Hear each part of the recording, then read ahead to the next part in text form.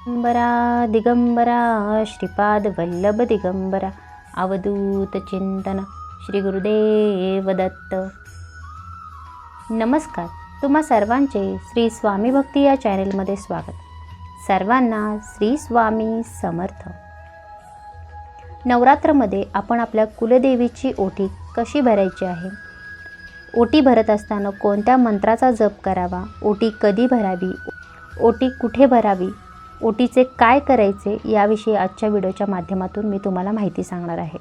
आपण जर माझ्या चॅनेलवर नवीन असाल, व्हिडिओ जर पहिल्यांदाच पाहत असाल तर नक्की माझ्या चॅनेलला पहिल्यांदा सबस्क्राईब करा आणि जवळील बेल आयकॉन नक्की प्रेस करा, म्हणजे आपल्या चॅनेलवर जेव्हा नवीन व्हिडिओ अपलोड होईल तेव्हा त्याचे नोटिफिकेशन तुमच्यापर्यंत येत राहील. व्हिडिओ स्किप न करता अगदी शेवटपर्यंत नक्की पहा.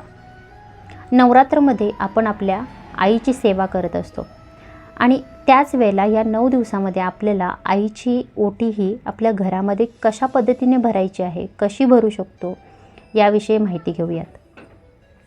आईची ओटी भरत असताना घरामध्ये आपण घटस्थापना केली असाल, अखंड दिवा लावला असाल, तर याच वेळेला आपल्याला या 9 दिवसाच्या आत आपल्या आईची ओटी भरायची आहे. यावेळेला आपल्याला साडी, चोळी, म्हणजेच तुम्हाला साडीबरोबर एक ब्लाऊज पीस देखील घ्यायचा आहे वेगळा. साडी 9वारी घ्या, 6वारी घ्या. त्याचबरोबर आपल्याला बांगड्या, मणिमंगलसूत्र, टिकल्या, नेलपेंट, गजरा, त्याचबरोबर नारळ, पांढरे तांदूळ, केळी असा जो काही आपला महिलांचा साज शृंगार असतो तो आपल्याला सर्व घ्यायचा आहे आणि त्या पद्धतीने आपल्याला आपल्या देवीची ओटी घ्यायची आहे. आता ओटी भरत असताना आपण ही ओटी कधी भरायची आहे, तर ओटी ही आपल्याला अष्टमीला किंवा नवमीला या 2 दिवसामध्येच भरायची आहे. अष्टमीला किंवा नवमीला आपण ओटी भरू शकता. आता ओटी कशी भरायची याविषयी माहिती घेऊयात. एक ताट घ्यायचं, त्याच्यामध्ये तुम्ही जी काही जरीची साडी आणली असाल, 9वारी, 6वारी, जी काही तुमची इच्छा, तुमच्या इच्छेनुसार तुम्ही ती साडी घ्या. त्या साडीवर आपल्याला ब्लाऊज पीस ठेवायचा आहे. त्याच्यानंतर आपल्याला त्या ठिकाणी तांदूळ ठेवायचे आहेत आणि ओटी ही आपल्याला तांदळानेच भरायची आहे, ओटी गव्हाने भरायची नाही.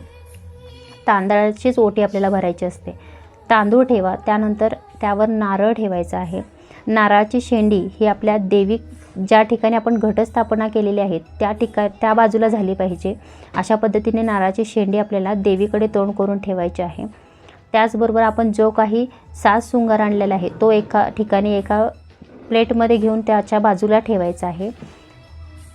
नारळावरती आपल्याला गजरा ठेवायचा आहे, बांगड्या ठेवायच्या आहेत, मणिमंगलसूत्र ठेवायचं आहे, टिकल्यांचं पाकिट ठेवायचं आहे आणि जी काही ते ताट आहे ते आपल्याला आपल्या हातामध्ये घ्यायचं आहे. आणि जेव्हा तुम्ही हे सर्व मांडणी करत असता तेव्हा आपल्याला एका मंत्राचे पठण अवश्य आपल्या मनामध्ये करायचं आहे आणि तो आहे आपला नवार्णव मंत्र. ओम ऐं ह्रीं क्लीं चामुंडाय विच्चे या नवार्णव मंत्राचा आपल्याला अखंड जप करत ओटी भरायची आहे. आता ओटी ही आपण आपल्या घरामध्ये भरतो, तर आपण ज्या ठिकाणी घटस्थापना केली आहे त्या ठिकाणी बसून आपल्याला देवीची ओटी भरायची आहे. आपण आपल्या देवीला हळद कुंकू वाहा, त्याचबरोबर आपल्या स्वतःला देखील हळद कुंकू लावून घ्या आणि ती ओटी आपल्या देवीच्या घटस्थापना ज्या ठिकाणी आपण केली आहे त्याला थोडासा स्पर्श करा आणि ओटी पुन्हा खाली ज्या ठिकाणी आपण ठेवली त्या ठिकाणी ठेवून द्या. यावेळेला देखील आपल्याला नवार्णव मंत्राचेच आपल्याला पठण करायचं आहे. आता ही ओटी आपण मूळ पीठावर जाऊन देखील आपल्या देवीची ओटी भरू शकता. जी काही तुमची कुलदेवी आहे त्याच्या मूळ पीठावर जाऊन तुम्ही भरू शकता. पण नवरात्रीमध्ये ज्यांना शक्य नाही त्यांनी आवर्जून आपल्या घरामध्ये आपली जी कुलदेवीचा टाका आहे त्या समोर बसून आपल्याला ओटी घरच्या घरी भरायची आहे. जर तुम्ही या नवरात्रनंतर जाणार असाल तर तुम्ही तीच ओटी ठेवून नंतर ती ओटी आपल्या मूळ पीठावर जाऊन तुम्ही ओटी भरू शकता. पण जर जाणार नसाल तर त्या सामानाचे काय करायचे, तर ते सर्व सामान आहे ते तुम्ही स्वतः वापरू शकता. स्वतः वापरा किंवा ते जो गजरा आहे तो स्वतः माळा. दक्षिणा आपण त्या ठिकाणी आपल्या देवी आईला ठेवतो तर ती दक्षिणा दानपेटीमध्ये आपल्याला टाकायची आहे. आणि जेव्हा आपण पूर्ण ओटी भरतो त्यावेळेला आपल्याला देवीचा आपल्या जय जयकार करायचा आहे. म्हणजे आपण जी काही देवीची ओटी भरली आहे ती देवीपर्यंत पोचते. आपल्याला देवीची प्रार्थना करायची आहे की माझे काही चुकले असेल तर मला माफ कर, पण तुझे आशीर्वाद आमच्या कुटुंबावर सदैव राहू देत, अशी आपल्या देवीला प्रार्थना करायची आहे. आता जे सामान आहे ते जर तुम्ही मूळ पीठावर जाणार नसाल तर ते तुम्ही स्वतः वापरा. जे तांदूळ आहेत ते तांदळामध्ये आपल्या धान्यामध्ये टाका. त्याचबरोबर जे काही आपण गजरा किंवा फूल आणले आहे ते आपण स्वतः वापरा. ते देखील तुम्ही स्वतः वापरू शकता, कारण आपण ज्या ठिकाणी मूळपीठावर गेल्यानंतर देखील आपण गुरुजींना घेऊन जेव्हा मूळपीठावर ओटी भरतो देवीची, तेव्हा ते देखील देवीच्या चरणाला स्पर्श करून आपल्याला ओटी परत करतात. तर तीच ओटी आपण स्वतःला वापरू शकतो. जर तुम्ही जाणार नसाल तर ती ओटी आपण स्वतः घरामध्ये वापरा. दक्षिणा एखाद्या मंदिरामध्ये दान करा, दानपेटीमध्ये टाका. अशा पद्धतीने आपल्याला घरच्या घरी आपल्याला देवीची ओटी भरायची आहे. आणि देवीचा जय जयकार अवश्य ओटी भरल्यानंतर करायचा आहे. देवीला प्रार्थना करायची आहे, चुकला असल्यास माफी असावी आणि मला तोचे आशीर्वाद आमच्या कुटुंबावर सदैव राहू द्यात, अशी आपल्याला प्रार्थना आवर्जून करायची आहे. अशा पद्धतीने अगदी सोप्या पद्धतीने आपण घरच्या घरी आपल्या कुलदेवीची ओटी भरा.